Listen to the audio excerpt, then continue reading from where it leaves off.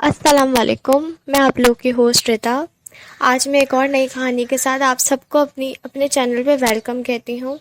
आज हमारे साथ जिन्होंने कहानी शेयर की है उनका नाम नौशीन है। नौशीन हमें कहानी शेयर कर रही है फ्रॉम इस्लामाबाद से।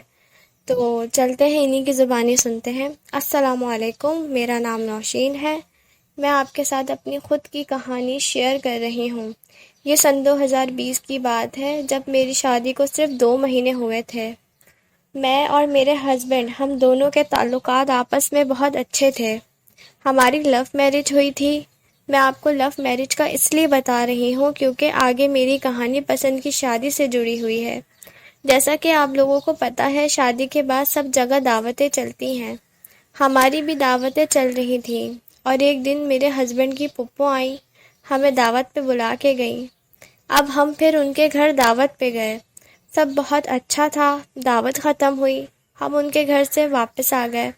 अब घर आने के बाद हमने सोने की तैयारी की और हम सो गए। कहीं रात के पिछले पहर मेरी आँख खुली तो मैंने देखा एक औरत मेरे बाल खींच रही है और खा रही है। मैं बहुत खौफज़दा हो गई। वो औरत बहुत खौफनाक थी। उसके चेहरे पे नाक की साइड से लेके होंठ की साइड तक काफ़ी बड़ा सुराख था और उसकी आंखों की साइड पे बहुत बड़े गड्ढे थे। आंखें थी नहीं उसकी। मैंने चीख मारी। मेरे चीख मारते ही वो उठी और कमरे से आर पार हो गई। हालांकि कमरे का डोर लॉक था, उसके बावजूद वो कमरे से आर पार हो गई। मेरे हस्बैंड उठ गए। उन्होंने पानी वगैरह पिलाया। मैंने उन्हें सब बताया कि अभी एक औरत थी यहाँ खड़ी खड़ी हुई। उन्होंने कहा, तुम थकी हुई हो, ऐसी बस डर गई होगी। देखो कुछ भी तो नहीं है, नींद पे डर गई होगी। अल्लाह का नाम लो और सो जाओ। मुझे पता था मैं नींद पे नहीं हूँ, लेकिन खैर मैंने अल्लाह का नाम लिया, सो गई। अगले दिन सुबह मेरे हस्बैंड काम पे चले गए। मैं भी अपने कामों पे लगी हुई थी। रात को मेरे हस्बैंड आए, हमने खाना वगैरह खाया और हम सो गए। अभी हमें सोए हुए थोड़ी ही देर हुई होगी, मुझे मेरे सीने पे काफ़ी वज़न महसूस होने लगा। मैं दर्द से उठी तो कुछ नहीं था। मेरे हस्बैंड भी सो रहे थे। मुझे बहुत तेज़ प्यास लगने लगी। मैं पानी लेने के लिए अपने कमरे से बाहर आई। पानी की बोतल ली। मुझे लगा जैसे मुझे किसी ने आवाज़ दी।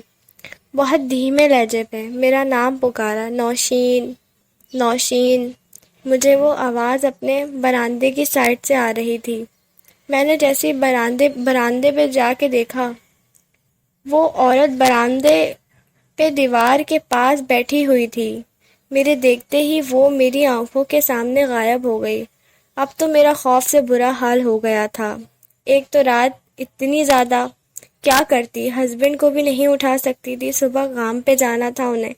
खैर मैंने बहुत मुश्किल से वो रात गुजारी। रात भर मुझे नींद नहीं आई। खौफ आता, सो जाऊंगी तो कहीं वो दोबारा ना नज़र आ जाए।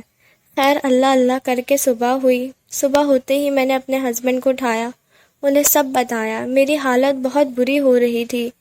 कंधों पे दर्द, सर बहुत भारी हो रहा था। मेरे हस्बैंड ने जब मेरी ऐसी हालत देखी, कहने लगे, परेशान मत हो, मेरा एक दोस्त है, वो एक साहिब इल्म को जानता है, मैं उससे बात करता हूँ।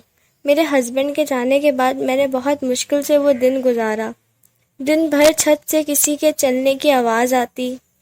हालांकि उस घर में सिर्फ मेरे और मेरे हस्बैंड के अलावा कोई नहीं रहता था। खैर शाम हुई, मेरे हस्बैंड घर आए तो उन्होंने बताया कि कल वो साहिब इल्म हमारे घर आएंगे मेरे हस्बैंड के साथ। अगले दिन मैं सुबह अपनी अम्मी के घर चली गई क्योंकि मेरे अंदर अब और अकेले उस घर पे रहने की हिम्मत नहीं थी। मैंने हस्बैंड से कहा, दोपहर तक मैं वापस आ जाऊंगी, उनको लेके आ जाना आप। मैं अपनी अम्मी के घर ही थी कि मेरे हस्बैंड की कॉल आई कि हम 1 घंटे पे आ रहे हैं। तो मैं घर आ गई। मैं घर आई ही थी कि दरवाजे पे दस्तक हुई तो मेरे हस्बैंड और उनके साथ वो बाबा भी थे। उन्होंने घर पे कदम रखा, पूरे घर का जायज़ा लिया, छत जाके देखी। मैंने उन्हें सब बताया तो उनका कहना था कि आपकी बीवी के ऊपर किसी ने सख्त काला जादू कराया है और आप लोगों के घर पे जन्नात भेजे गए हैं। ये जादू सख्त बीमार करके मार देने वाला है। अब मैंने उनसे पूछा कि नाम क्या है اس کا، پر انہوں نے بتانے سے انکار کر دیا اور بولے یہ کسی قریبی نے کرایا ہے، ان کا ہی گھر پہ ان کا اس گھر پہ آنا جانا بہت زیادہ ہے۔ بتایا اگلے 7 جمعرات کو آپ نے اپنے گھر کی چھت پہ بکرے کے سر رکھنے ہیں عصر مغرب کے درمیان، اور مجھے میرے ہسبینڈ کو تعویذ پہنانے کے لیے دیے، پانی دیا گھر کے چاروں کونوں پہ ڈالنے کے لیے۔ میں بہت بیمار رہنے لگی۔ اللہ نے مجھے خوشخبری سے نوازا تھا، پر وہ بھی نہیں رہی۔ اب وہ عورت دکھنا تو بند ہو گئی، پر چھت سے ہر جمعرات رات بھر بھاگنے کی آوازیں آتی، اور جب اگلی جمعرات سر رکھنے جاتے تو پہلے والا سر غائب ہوتا۔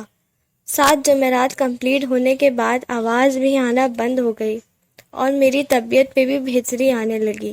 جب میں ٹھیک ہو گئی تو میرے ہسبینڈ نے مجھے بتایا کہ ان کی پھپھو نے اپنی بیٹی سے رشتہ مانگا تھا بچپن سے۔ جب انہیں میری پسند کا پتہ چلا تو انہوں نے بہت کوشش کی کہ میری شادی ان کی بیٹی سے ہو جائے، پر اللہ کو جو منظور تھا۔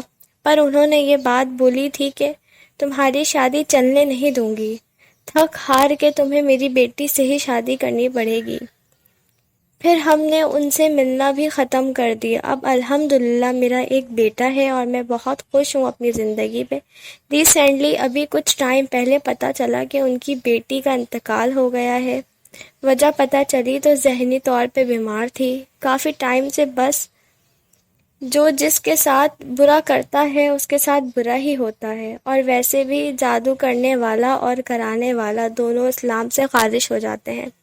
اللہ پاک سب کو اپنے حفظ و امان میں رکھے، آمین۔ بہت شکریہ